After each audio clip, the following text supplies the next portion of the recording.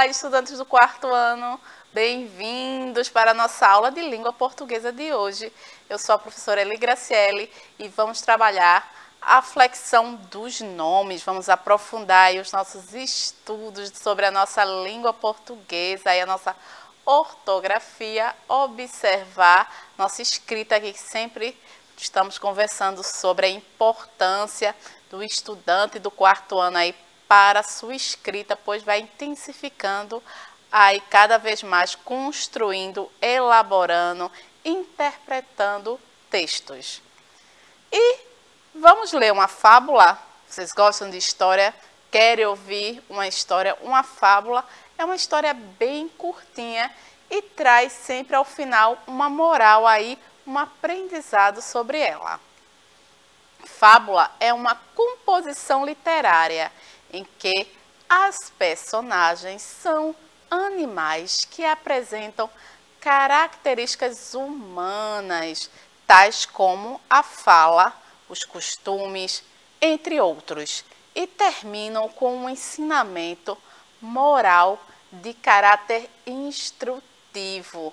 Preste atenção aí nessa fábula que eu vou contar para você, que eu quero saber se você sabe aí qual é a moral, qual é a instrução aí que traz aí esta fábula que eu vou contar para vocês, do lobo e a cabra.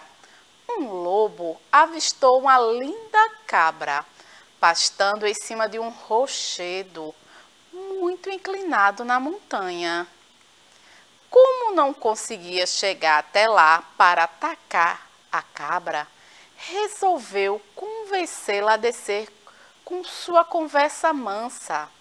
Dona Cabra, tome cuidado.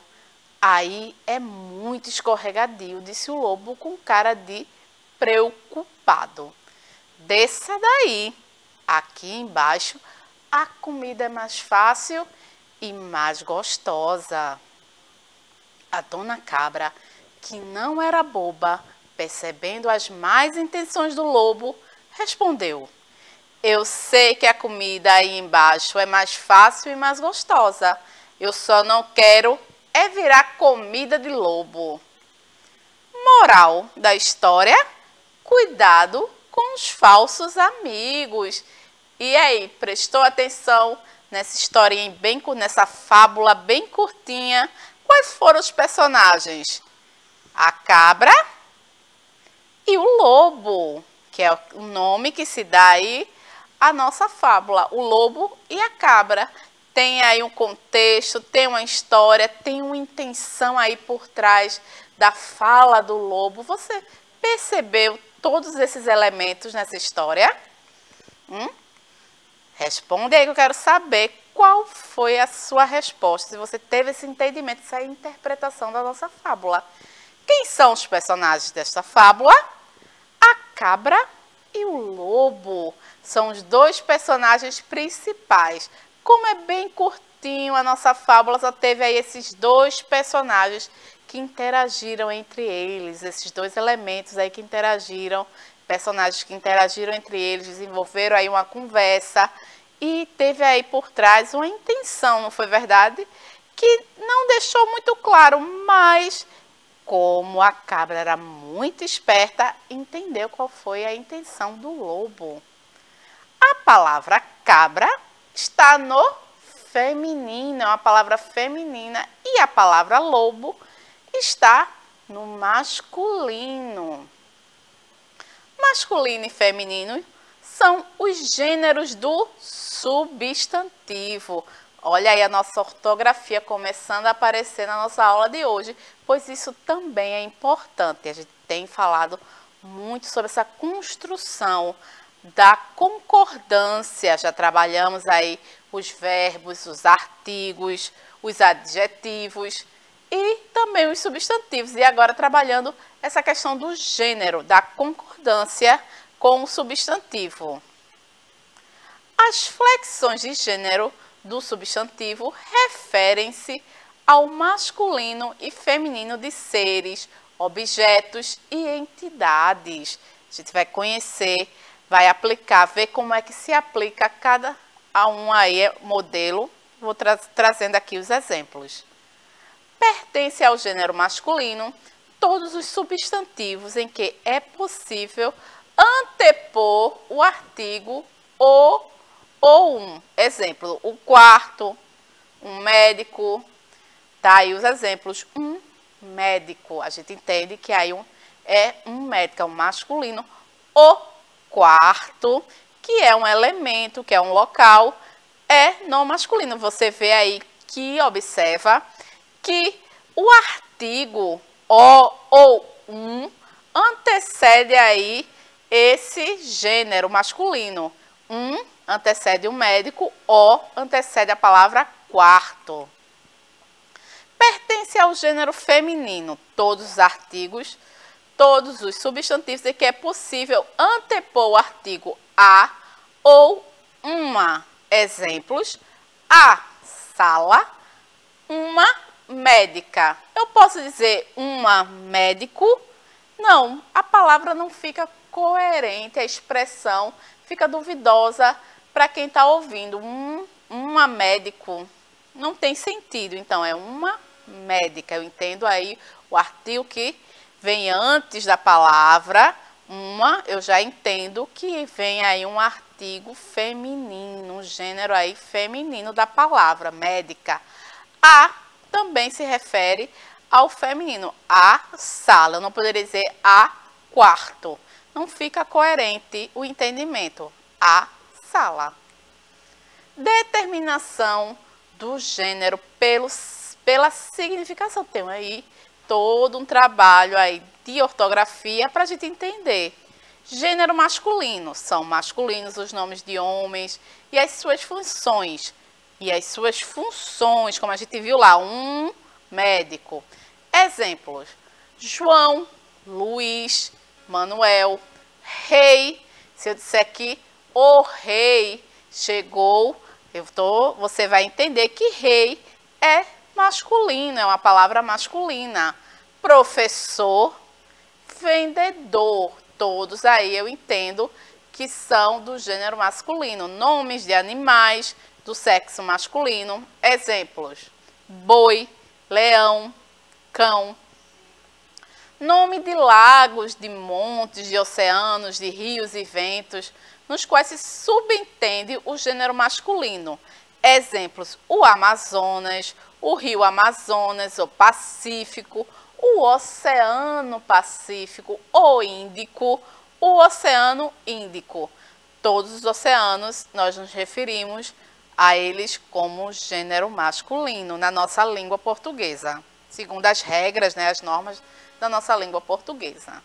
Os nomes de meses e dos pontos cardeais, exemplos: o mês de abril, o mês de dezembro, o norte.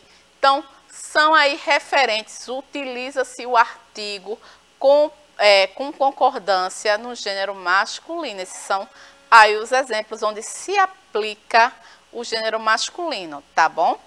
E no gênero feminino? São considerados do gênero feminino os nomes de mulheres e as suas funções. Exemplos: Lia, Maria, Luzia, rainha, professora e vendedora. Tudo isso eu não preciso saber o nome da professora ou da vendedora. Se alguém me refere como a vendedora vai lhe atender, eu sei que a vendedora é uma pessoa do gênero feminino. A rainha, eu sei que é alguém do gênero feminino. A professora vai fazer a chamada, eu sei que é a professora do gênero feminino. Nomes de animais do sexo feminino. Exemplos: vaca, pata, galinha. Nomes de cidades e ilhas e que subentende-se o gênero feminino. Exemplos: a histórica de Salvador, a marcante Florianópolis, a Veneza.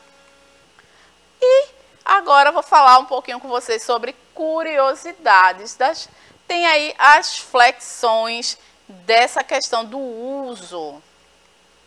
Substantivos epicêntricos. epicenos são aqueles que têm somente um gênero gramatical. Como assim? Para designar os dois sexos dos animais. Para designar o sexo, junta-se ao substantivo as palavras macho ou fêmea. São aquelas palavras em que eu não tenho o feminino, a cabra, o bode, entendeu? São palavras, o leão, a leoa, não existe na nossa gramática.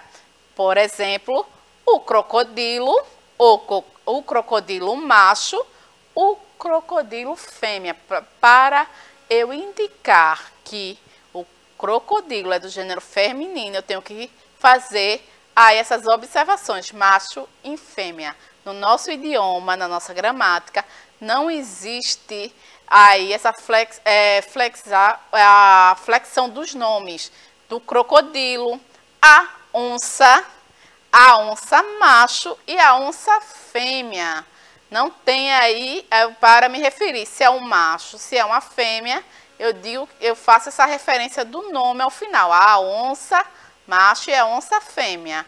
O sabiá macho, a sabiá fêmea. Não existe flexão dos nomes para o feminino dessas palavras.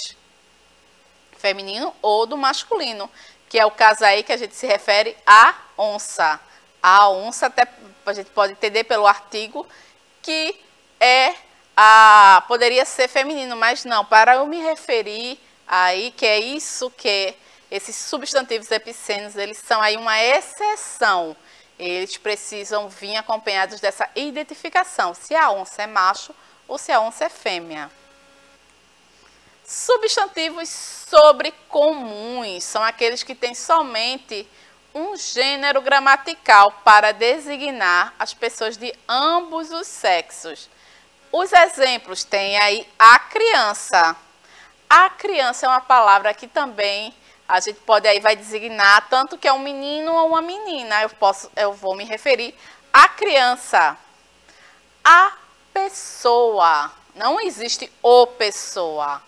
A pessoa. Eu entendo que é uma pessoa que muitas vezes é referido quando eu não sei quem é. Então eu digo, essa pessoa, a pessoa vai chegar, a pessoa que, enfim, faz uma referência a alguém. A testemunha, são palavras aí que eu vou me referir a ambos os sexos. Não vai ter essa flexão, a criança, a pessoa, a testemunha. Substantivos comuns de dois gêneros. Alguns substantivos apresentam uma só forma para dois gêneros, mas é possível diferenciar o masculino do feminino pelo emprego do artigo que os acompanha. Esse aí sim, pelo artigo, eu vou saber designar, saber diferenciar, que são substantivos comuns que têm dois gêneros.